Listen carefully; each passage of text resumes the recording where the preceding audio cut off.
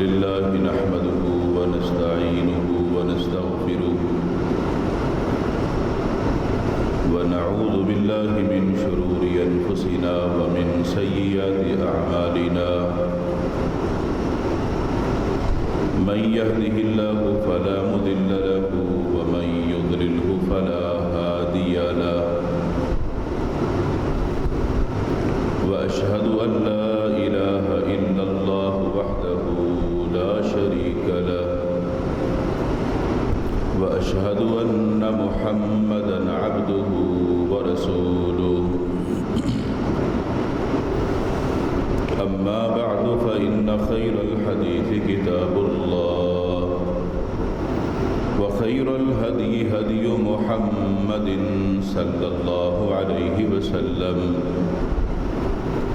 وشر الأمور محدثاتها وكل محدثة بدعة وكل بدعة ضلالة وكل ضلالة في النار من يطع الله ورسوله فقد رشد واهتدى ومن يعص الله ورسوله فقد ضل وغوى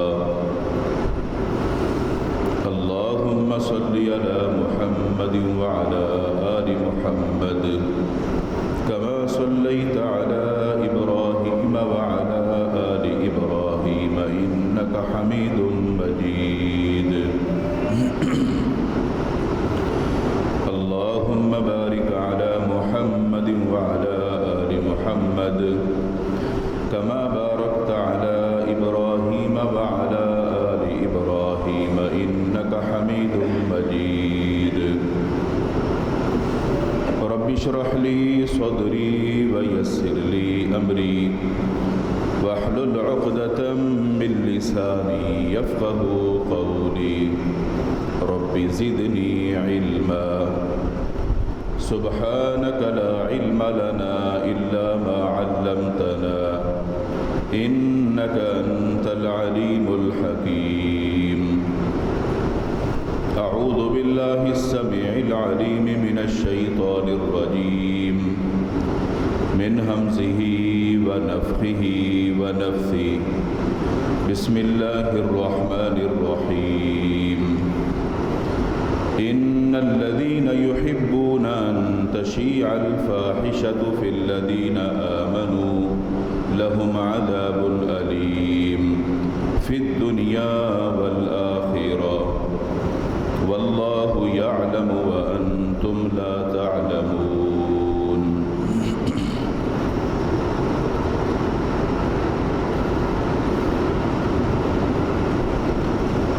ہر قسم کی حمد و ثنا کبریائی بڑائی اللہ وحدہ لا شریک خالق کائنات مالک ارض و سما کے لیے درود و سلام ہوں امام الانبیاء ہادی رہبر و رہنما احمد مجتبی جناب محمد الرسول اللہ صلی اللہ علیہ وآلہ وسلم کی ذات اقدس پر جن کو اللہ رب العالمین نے اس کائنات کے لیے رحمت للعالمین بنا کر مبعوث فرمایا ہے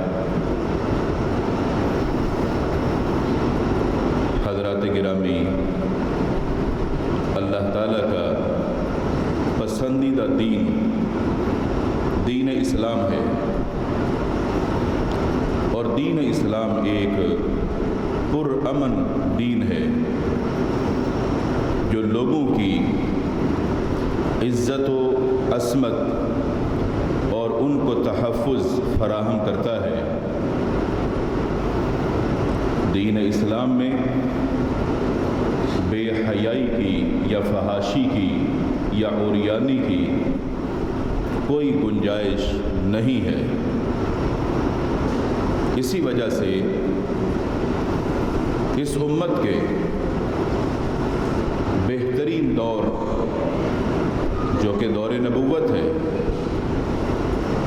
اور اس دور نبوت میں جو موجود لوگ تھے وہ اس امت کے سب سے بہترین لوگ تھے، سب سے بڑھ کر حیا والے لوگ تھے، سب سے بڑھ کر ایماندار لوگ تھے۔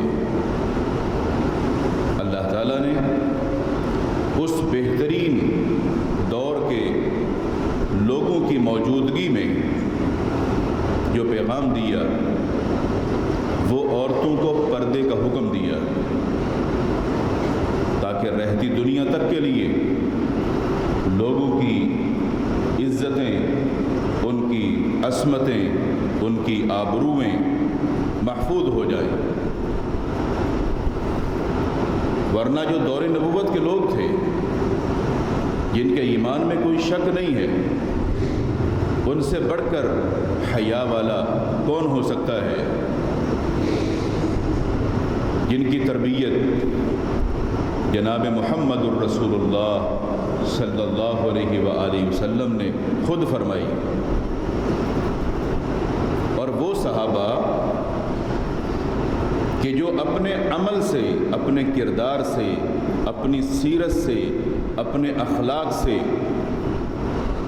دنیا والوں کے سامنے بھی اور اللہ کے سامنے بھی ہر امتحان میں پاس ہوئے، جن کی تربیت اللہ کے پیغمبر صلی اللہ علیہ وسلم نے فرمائی۔ آپ صلی اللہ علیہ وسلم نے ایک موقع پر تو یہاں تک ارشاد فرمایا، الا استحیی من رجل تستحیی منہ الملائکہ، میں اس بندے سے حیا کیوں نہ کروں جس سے اللہ کے فرشتے بھی حیا کرتے ہیں، جس سے اللہ کے فرشتے بھی حیا کرتے ہیں۔ یہ کون ہیں؟ صحابہ کرام میں عثمان غنی رضی اللہ تعالی عنہ، اتنی حیا والے لوگ۔ رسول اکرم صلی اللہ علیہ وسلم کا یہ فرما دینا کہ جس سے اللہ کے فرشتے حیا کرتے ہیں، اس سے آپ اندازہ لگائیے ان مقدس ہستیوں کا مقام اللہ کی نظر میں کیا ہوگا۔ اس دور نبوت کے اندر اگر پاک باز عورتوں کے لیے، ان کی پاک دامنی کے لیے ان کو پردے کا حکم دیا جا رہا ہے، ان عورتوں نے پردہ کرنا کس سے ہے؟ ان ہستیوں سے جن سے فرشتے بھی حیا کرتے ہیں۔ اور اس قانون کو رہتی دنیا تک کے لیے قانون بنانا تھا، تاکہ لوگوں کے لیے نمونہ بن جائیں۔ دور نبوت کی وہ تمام خواتین جو اللہ کے پیغمبر صلی اللہ علیہ وسلم کے نکاح میں ہیں یا ان پاک باز ہستیوں کے نکاح میں ہیں، یعنی امت کی جو خواتین ہیں وہ بطور نمونہ کس کو دیکھیں گی؟ ان مقدس ہستیوں کو، ان امت کی ماؤں کو دیکھیں گی کہ ان کی زندگی کیسے گزری۔ اگر کسی بیٹی نے بیٹی بن کے دکھانا ہے، ان پاک باز ہستیوں کی بیٹیوں کو اپنے لیے نمونہ بنائے گی تو وہ ویسی بن سکتی ہے، اس کی عزت محفوظ رہ سکتی ہے۔ رسول اکرم صلی اللہ علیہ وسلم کا جو نبوت کے دور کا آغاز ہوا، اس سے پہلے کے جو حالات ہیں عرب کے معاشرے کے، اگر اس کو آپ پڑھیں تو آپ کو اندازہ ہوگا کتنا بگڑا ہوا معاشرہ تھا، اتنا بگڑا ہوا معاشرہ کہ جس کی کوئی انتہا نہیں ہے، جس معاشرے کے اندر قتل کرنے کو بہادری سمجھا جاتا تھا، اور کسی کا اگر بدلہ نہ لیا جائے تو اس کو ڈرپوک سمجھا جاتا تھا، بزدل سمجھا جاتا تھا۔ ان لوگوں کی جو دشمنیاں اور لڑائیاں ہیں سالہ سال تک چلتی تھی، نسل در نسل چلتی تھی، وہ بدلہ لے کر دم لیتے تھے، کیونکہ ان کے اندر جہالت تھی، معافی کا کوئی تصور نہیں تھا۔ یہ معافی کا تصور دین اسلام نے دیا۔ اس دور میں بے حیائی، فحاشی، عریانی اس عروج پر تھی کہ اس معاشرے میں جو عورتیں اپنی عزت کو بیچنے والی تھیں ان کے گھروں پر بطور نشانی جھنڈا لگا ہوتا تھا۔ تھوڑا سا سوچئے، اگر آج کے معاشرے میں ایسے گھر ہوں اور ان پر بھی کوئی جھنڈا لگا ہوا ہو تو آپ اس کے دائیں بائیں، اس کے پڑوس میں آپ اپنا گھر لینا پسند کریں گے کہ میں اس کے پڑوس میں رہوں؟ کبھی بھی نہیں۔ ایک ایماندار باعزت شخص کبھی بھی یہ گوارا نہیں کرتا، اس کے پڑوس کو گوارا نہیں کرتا، اس محلے کو گوارا نہیں کرتا، تو وہ دینی طور پر کیسے یہ گوارا کر سکتا ہے کہ میرے سامنے یہ سب کچھ ہو؟ اس کی غیرت، اس کی عزت اس کو اجازت نہیں دیتی۔ مگر عرب کے معاشرے میں یہ سب کچھ تھا، اور وہاں پر یہ کاروبار تھا، جیسے آج ہمارے ملک کے اندر بھی کاروبار ہو رہا ہے۔ جھنڈے تو نہیں ہیں، علاقے مخصوص ہیں، ان کو لائسنس دیے ہوئے ہیں کہ تم یہ کاروبار کر سکتے ہو، کیونکہ ریاست مدینہ ہے نعوذ باللہ۔ مگر اس بگڑے ہوئے معاشرے کو جو عرب کا معاشرہ تھا، اللہ کے پیغمبر صلی اللہ علیہ وسلم نے اس کی اصلاح کیسے فرمائی؟ تمام جرائم کا خاتمہ کیسے ہوا؟ لوگوں کو کیسے احساس ہوا کہ عزت کیا چیز ہوتی ہے؟ اور احساس دلایا، عزتوں کو جو بیچنے والے تھے وہ عزتوں کے محافظ بن گئے، جو خون کے پیاسے تھے وہ جان دینے والے بن گئے۔ آپ نے ان میں احساس پیدا کیا، اور یہ احساس پیدا ہوتا ہے صرف اور صرف دین اسلام کی تعلیمات سے۔ آپ کی جو پہلی وحی تھی اس کے اندر یہ پیغام تھا، اقرأ بسم ربک الذی خلق، اس رب کے نام کے ساتھ پڑھو جس نے تم کو پیدا کیا۔ پڑھنا کیا ہے؟ اللہ کا دین، قرآن و حدیث۔ اس کو پڑھو گے تو تمہیں پتہ چلے گا کہ تمہاری زندگی کا مقصد کیا ہے، عزت کیا ہوتی ہے۔ اور جو لوگ دین سے دور ہوں گے، نہ ان کی عزت محفوظ ہوگی، نہ ان کا دین محفوظ ہوگا، نہ ان کی اولادیں محفوظ ہوں گی، نہ ان کے گھر محفوظ ہوں گے۔ جس معاشرے میں ہم رہتے ہیں، جس دور سے ہم گزر رہے ہیں، اگر اس پر آپ غور کریں گے تو شیطان نے لوگوں کو گمراہ کرنے کے لیے ایسے ایسے جال بچھائے ہوئے کہ آپ سوچ بھی نہیں سکتے۔ ایسے جال، جانتے یا نہ جانتے ہوئے ہم ان جالوں کی طرف جاتے ہیں اور ان میں پھنستے ہیں۔ کسی کو پتہ ہوتا ہے تب بھی پھنس جاتا ہے، کسی کو پتہ نہیں ہوتا تو تب بھی پھنس جاتا ہے۔ شیطان نے جال ہی اس طریقے سے بچھائے ہوئے، اس کے کچھ جال ہمیں نظر آ جاتے ہیں، اور کچھ ایسے جال ہیں جب ہم ان میں پھنس جاتے ہیں پھر ہمیں اندازہ ہوتا ہے۔ مگر ایک مومن، ایک مسلمان جو حلال اور حرام کو جانتا ہے، وہ شکوک و شبہات کے معاملات میں کبھی بھی نہیں پڑتا۔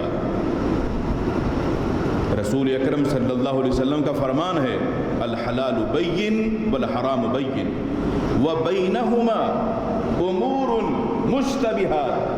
حلال بھی واضح ہے اور حرام بھی واضح ہے، ان دونوں کے بیچ میں کچھ معاملات، کچھ چیزیں ایسی ہیں جو شک شبے والی ہیں، ان سے بچنا ہے۔ اور جو مومن، ایماندار، تقوی اختیار کرنے والا، پرہیزگار ہے، وہ ان شک شبے والی چیزوں سے اپنے آپ کو بچاتا ہے کہ ان میں پڑھ کر میں اپنے ایمان کو کہیں ضائع نہ کر لوں، ان کے قریب بھی نہیں جاتا۔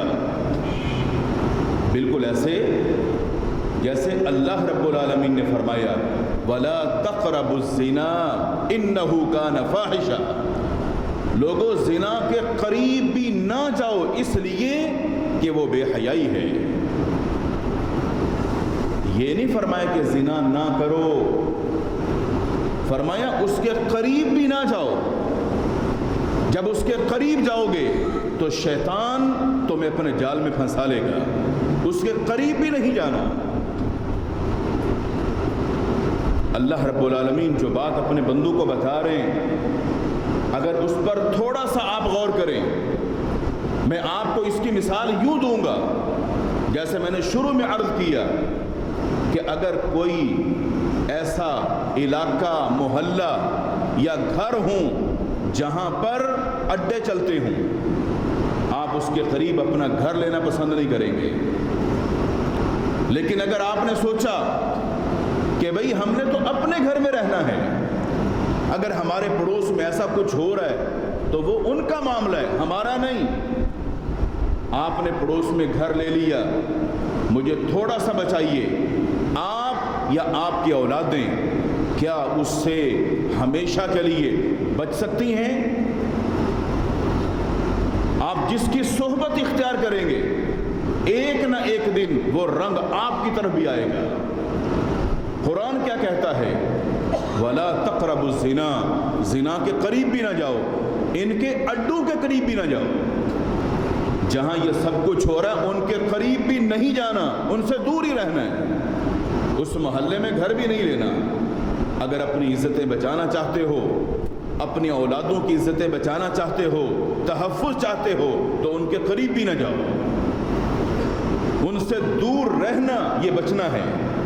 اگر قریب چلے گئے تو پھر شاید ایک ایسا ٹائم بھی آئے گا جب شیطان تمہیں بھی اپنے جال میں پھنسا لے گا یا تمہاری اولادوں کو پھنسا لے گا۔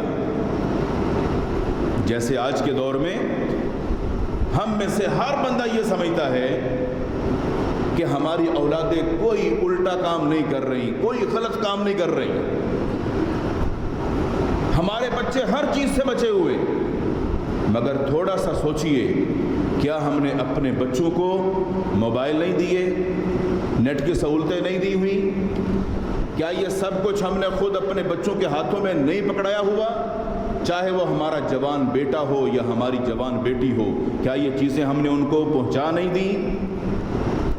جب ہم خود یہ چیزیں اپنے ہاتھوں سے اپنے بچوں کو دے رہے ہیں اور ان پر ہماری کوئی نظر نہیں ہے، کوئی ان کی نگرانی نہیں ہے، تو ہم کہاں جا رہے ہیں؟ ہماری اولادیں کہاں جا رہی ہیں؟ شیطان کیا چاہتا ہے؟ اور معاشرے کے اندر وہ لوگ جو شیطان کے مقاصد کو پورا کرنے کے لیے تگ و دو کر رہے ہیں، وہ لوگ کیا چاہتے ہیں؟ وہ یہ نہیں سمجھتے کہ ہمارا بنے گا کیا۔ اللہ رب العالمین نے فرمایا ان الذین یحبون ان تشیع الفاحشہ فی الذین آمنوا، وہ لوگ جو اہل ایمان لوگوں کے اندر فحاشی اور عریانی کو، بے حیائی کو فروغ دے رہے ہیں، اس کو پھیلا رہے ہیں، لہم عذاب علیم، یہ بات یاد رکھنا، ایسے لوگوں کے لیے دردناک عذاب ہے جو ایک مسلم معاشرے کے اندر فحاشی کو، عریانی کو، بے حیائی کو فروغ دینے والے ہیں۔ ان کے لیے جو عذاب ہے فی الدنیا والآخرہ، دنیا کے اندر بھی عذاب سے دو چار کریں گے اور آخرت میں تو ان کے لیے عذاب ہے ہی۔ آگے ارشاد فرمایا واللہ یعلم، اور اللہ خوب جانتا ہے، ہر معاملے کو جانتا ہے، وَأَنْتُمْ لَا تَعْلَمُونَ، اور تم نہیں جانتے۔ اللہ خوب جانتا ہے کون کیا کر رہا ہے، کس کا کیا کردار ہے، کس نے کیا لبادہ اوڑا ہوا ہے، اللہ خوب جانتا ہے۔ اگر تم یہ سمجھتے ہو کہ میرا گھرانہ بڑا باعزت ہے، میں بڑا ایک شریف آدمی پہچانا جاتا ہوں معاشرے میں، مگر میرا اصل میں کردار کیا ہے، میں کر کیا رہا ہوں، چھپا رستم بنا ہوا ہوں، واللہ یعلم، اللہ سب جانتا ہے، وَأَنْتُمْ لَا تَعْلَمُونَ، تم نہیں جانتے۔ تم تو معاشرے کے اندر باعزت بنے پھر رہے ہو، تمہارا کردار کیا ہے، تم کس طرح کے ہتھ کنڈے اپنا رہے ہو، اللہ خوب جانتا ہے۔ اور ارشاد فرمایا یا ایھا الذین آمنوا لا تتبعوا خطوات الشیطان، ایمان والو شیطان کے راستے پہ نہیں چلنا، شیطان کا جو راستہ ہے اس پر نہیں چلنا ہے۔ شیطان کا راستہ کون سا ہے؟ شریعت کی تعلیمات سے ہٹ کر ہر راستہ شیطان کا راستہ ہے، اس کو آپ کوئی بھی نام دے دو، چوری کا راستہ ہو، ڈکیتی کا ہو، رشوت کا ہو، سود خوری کا ہو، زنا کا ہو، شراب کا ہو، یہ جتنے راستے ہیں سارے شیطان کے راستے ہیں۔ ان تمام راستوں سے شریعت نے ہمیں روکا ہے کہ یہ شیطان کے راستے ہیں، ان پر نہیں چلنا، ان سے رکنا ہے۔ فحاشی پھیلانے والا، بے حیائی کو فروغ دینے والا اور یہاں تصویروں کو عیاں کرنے والا، ان کو پھیلانے والا، یہ ہر راستہ شیطان کا راستہ ہے۔ فرمایا اس راستے پر نہیں چلنا، اور یہ بات یاد رکھو وَمَن يَتَّبِعْ خُطُوَاتِ الشَّيْطَانِ، اگر کوئی شیطان کے راستے پر چلے گا اور یہ سمجھے گا کہ میں تو بچا ہوا ہوں، چلتا وہ شیطان کے راستے پر ہے اور سمجھتا ہے میں اس سے بچا ہوا ہوں، میں تو شیطان کے راستے پہ نہیں ہوں، میری تو تعلیم بڑی اچھی ہے، میں بڑا سمجھدار آدمی ہوں، میں شیطان کے جال میں کیسے پھنس سکتا ہوں جبکہ یہ چل اسی کے راستے پہ رہا ہے۔ فرمایا فَإِنَّهُ يَأْمُرُ بِالْفَحْشَاءِ وَالْمُنكَرِ، تو یہ بات یاد رکھو شیطان لوگوں کو کس چیز کی طرف لاتا ہے، چلاتا ہے؟ وہ فحاشی، بے حیائی اور منکرات کے کاموں کی طرف لوگوں کو لے کے جاتا ہے۔ اگر تم اس کے راستے پر چلے وہ تم کو بھی اسی پر لے کے جائے گا۔ شیطان کا کام کیا ہے؟ لوگوں کو فحاشی کے راستے پہ لے کے جانا، لوگوں کو بے حیائی کی طرف لے کے جانا، لوگوں کو منکرات کی طرف لے کر جانا۔ اور آپ جانتے ہیں گناہ کے اندر جو لذت ہے اس کے حصول کے لیے لوگ ہر حد کو پار کر لیتے ہیں، اور جس میں ایمان ہوتا ہے اس کو بعد میں احساس ہوتا ہے، اور جس کا ایمان کمزور ہوتا ہے وہ شیطان کے جال میں پھنس جاتا ہے اور پھر اسی طرف جاتا رہتا ہے۔ اللہ رب العالمین نے جب شیطان کو جو مقام ملا ہوا تھا اس سے وہ لے لیا، اس کو اپنے دربار سے نکال دیا، تو ابلیس نے بھی کہا تھا وَلَأُضِلَّنَّهُمْ وَلَأُمَنِّيَنَّهُمْ، اللہ مجھے اپنے دربار سے دھتکار دیا، تیرے بندوں کو میں چھوڑوں گا نہیں، میں ان کو گمراہ کروں گا، اور ان کے دلوں کے اندر وہ خیالات اور خواہشات لے کر آؤں گا کہ یہ میرے راستے کی طرف بھاگے ہوئے آئیں گے۔ اور آج ہم دیکھتے ہیں شیطان نے جو آرزویں ہمارے دل میں پیدا کی ہیں، جو برے خیالات نماز کے اندر بھی لے کے آتا ہے، عام حالات میں تو ہم ایسے ہیں ہی، تو ہم کس طرح بچنے کی کوشش کر رہے ہیں؟ ہم تو اس کے نقش قدم پہ چل رہے ہیں۔ اگر ہم نماز بھی پڑھ رہے ہوتے ہیں تو ہماری نمازوں کے اندر بھی خیالات وہی ہوتے ہیں کہ میں نے کیا کرنا ہے، اور جب نماز سے فارغ ہوتے ہیں پھر تو ہمارا ٹائم ہی ان کاموں میں گزرتا ہے جو اللہ اور اس کے رسول کی نافرمانی کے کام ہیں۔ لیکن اللہ نے ابلیس سے اس وقت ایک بات ارشاد فرمائی تھی، فرمایا ان عبادی لیس لک علیہم سلطان، یہ بات سن لے، جو میرے خاص بندے ہیں وہ تیری باتوں میں نہیں آئیں گے، جو میرے خاص بندے ہیں وہ تیری باتوں میں نہیں آئیں گے۔ بندے تو سارے اللہ کے ہیں، خاص بندے کون سے اللہ کے ہیں؟ اللہ ولی الذین آمنوا، جو صحیح ایمان والے ہیں وہ اللہ کے خاص بندے ہیں، جن کے دلوں میں صحیح ایمان ہے، جو گناہ کو گناہ سمجھتے ہیں، جو نافرمانی کو نافرمانی سمجھتے ہیں، جو گناہوں سے بچنے کی کوشش کرتے ہیں، اور اگر کہیں گناہ کے مرتکب ہو بھی جائیں تو وہ فوراً اس پر نادم ہوتے اور معافی مانگتے ہیں اور توبہ کی طرف آتے اور استغفار کی طرف آتے ہیں۔ یہ اللہ کے خاص بندے ہیں جو شیطان کے راستے پہ نہیں چلتے ہیں۔ مگر جو شیطان کے ہی کہنے پہ چل رہے ہیں تو پھر سمجھ لیجئے شیطان نے کہا تھا میں ان کو گمراہ کروں گا، ہر طریقے سے گمراہ کروں گا، اور اپنی کوشش میں وہ لگا ہوا ہے۔ اور بہت سارے انسان وہ بظاہر انسان ہیں مگر حقیقت میں وہ شیطان ہیں، وہ اس ابلیس کے پروگرام کو پایا تکمیل تک پہنچانے کے لیے اس کے ساتھ مل کے یہ جال بچھا رہے ہیں۔ اور ہمارے ملک میں، ہمارے معاشرے میں یہ سب کچھ ہو رہا ہے۔ فحاشی کو پھیلانا ہو، عریانی اور بے حیائی کا فروغ ہو، لوگ اس کے ساتھ ملوث ہیں اور اس کی تکمیل کے لیے وہ تمام اہداف کو پورا کر رہے ہیں۔ آج جس معاشرے میں ہم رہتے ہیں آئے دن یہ خبریں کیوں آتی ہیں؟ کبھی غور کیا آپ نے؟ اگر کسی چھوٹی اور معصوم بچی کو زیادتی کا نشانہ بنا کر اگر قتل کر دیا جاتا ہے تو تھوڑا سا سوچئے ایسا مسلم معاشرے میں کیوں ہو رہا ہے؟ اس کا ذمہ دار کون ہے؟ جس معاشرے کے اندر رہنے والے لوگ اس کی حقیقت کو نہ سمجھیں، بالکل ایسا ہی طریقہ اختیار کریں کہ اگر کبوتر بلی کو دیکھتا ہے تو آنکھیں بند کر لیتا ہے تو کیا بلی اس کو چھوڑ دے گی؟ آنکھیں بند کرنے سے جان تو نہیں بچے گی۔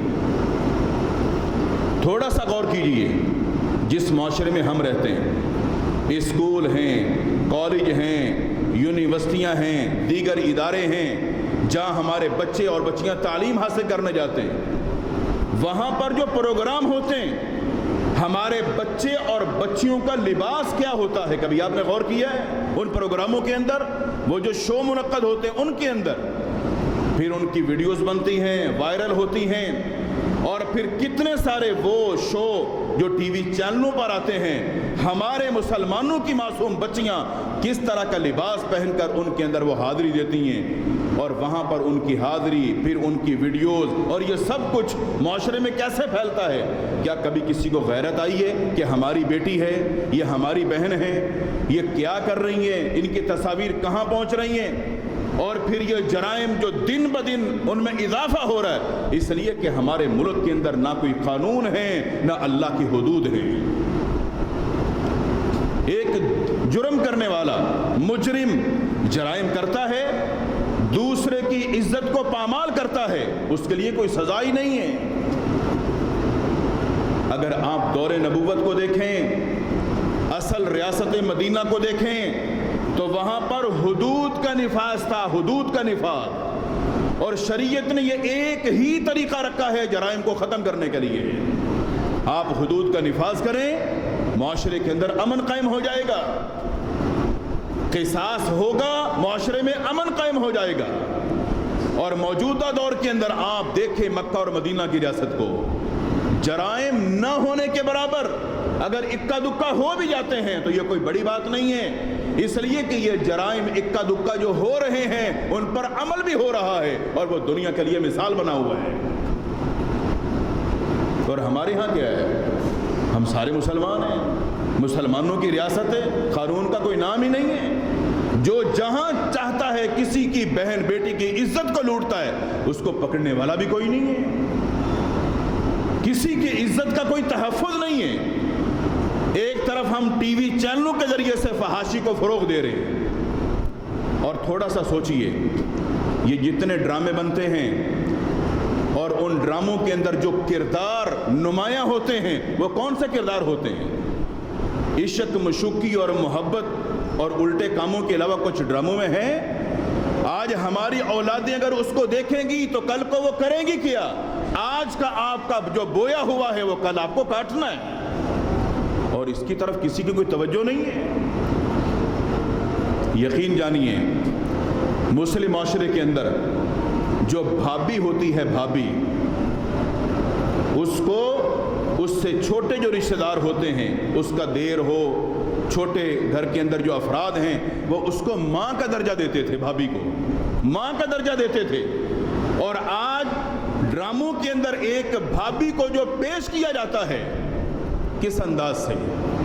2 نمبر عورت کر کے پیش کیا جاتا ہے، گویا اس رشتے کی جو ایک عزت اور اس کا جو مقام تھا ان ڈراموں نے اس کو تباہ و برباد کر دیا، اور ہمارے گھروں میں یہ سب دیکھے جاتے ہیں، ہمارے ملک میں یہ بنتے، اور کسی کے کان تک جوں تک نہیں رینگتی یہ ہمارے ملک کے اندر ہو کیا رہا ہے۔ اور ہم باتیں کرتے ریاست مدینہ کی، ڈوب مرنے کا مقام ہے جو بندہ بھی یہ بات کرے کہ ہم اس کو ریاست مدینہ بنائیں گے۔ ہر شخص ذمہ دار ہے اپنے گھر کی چار دیواری کا، ہر شخص ذمہ دار ہے اپنے گھر کی چار دیواری کا۔ رسول اکرم صلی اللہ علیہ وسلم کا فرمان، الا کلکم راع وکلکم مسئول عن رعیتہ، لوگوں خبردار، تم میں سے ہر گھر کا جو سربراہ ہے وہ اپنے گھر کا ذمہ دار ہے۔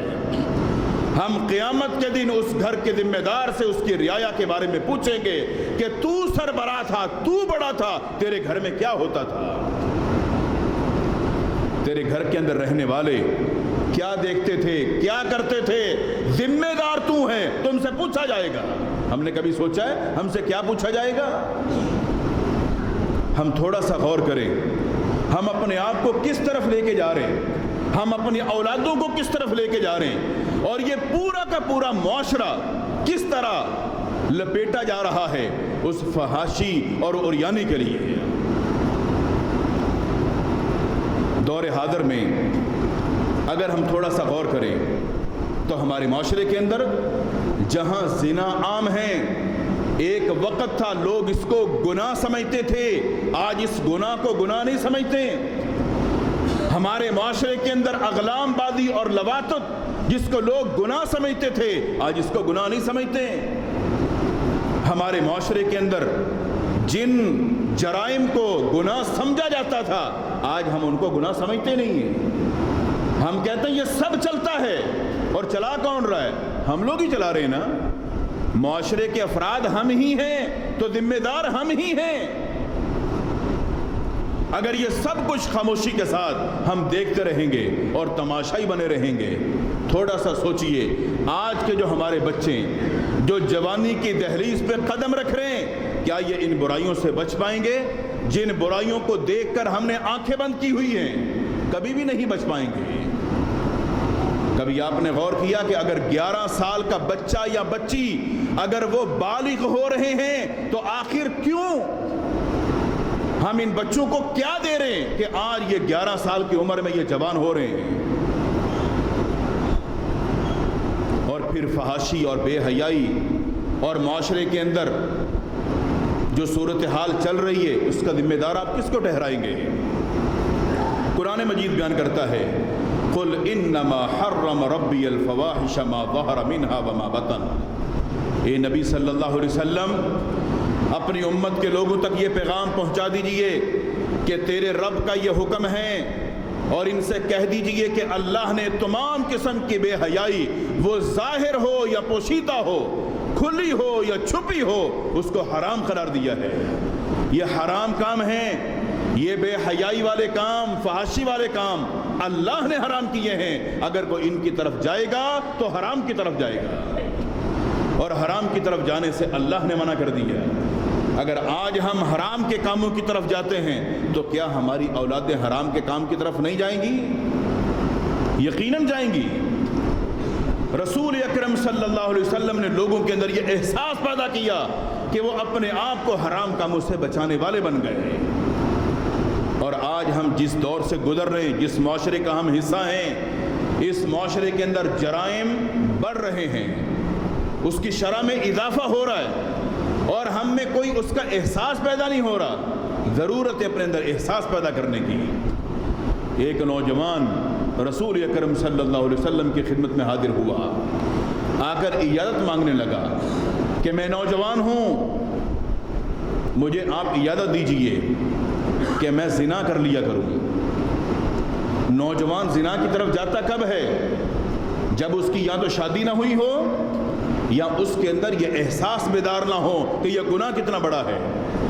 اور یہ بات جان لیجئے، اگر آج کے نوجوان بچے اور بچیاں غلط راستے کی طرف جاتے ہیں، اس کی ایک وجہ یہ بھی ہے کہ وقت پر ہم بچوں کی شادی نہیں کرتے ہیں۔ جب ان کی شادیاں وقت پر نہیں ہوں گی، بیٹھے بیٹھے ان کے بال سفید ہوں گے، وہ جوان ہیں، شریعت نے ان کی ضرورت قرار دیا ہے، تو وہ حرام کی طرف جائیں گے۔ اور آپ ان کو روک نہیں سکتے. آپ اس کے ذمہ دار قرار پائیں گے اپنی جوان بچوں کی اگر آپ جائز طریقے سے شادی نہیں کرتے, ان کا نکاح نہیں کرتے. یہ حق ان کو اللہ اور اس کے رسول نے دیا ہے. اللہ نے نکاح کا حکم دیا, پیغمبر نے نکاح کا حکم دیا. یہ جب دونوں کا حکم ہے تو اس کی تعمیل ہم کیوں نہیں کر رہے؟ آپ صلی اللہ علیہ وسلم نے اس نوجوان کی بات کو سنا. آپ نے فرمایا اگر یہی کام کوئی تیری پھوپھی کے ساتھ کرے, تیری خالہ کے ساتھ کرے تو تجھے کیسا لگے گا؟ وہ تو ایک دم غصے میں آ گیا کہ میں اس کو برداشت نہیں کروں گا.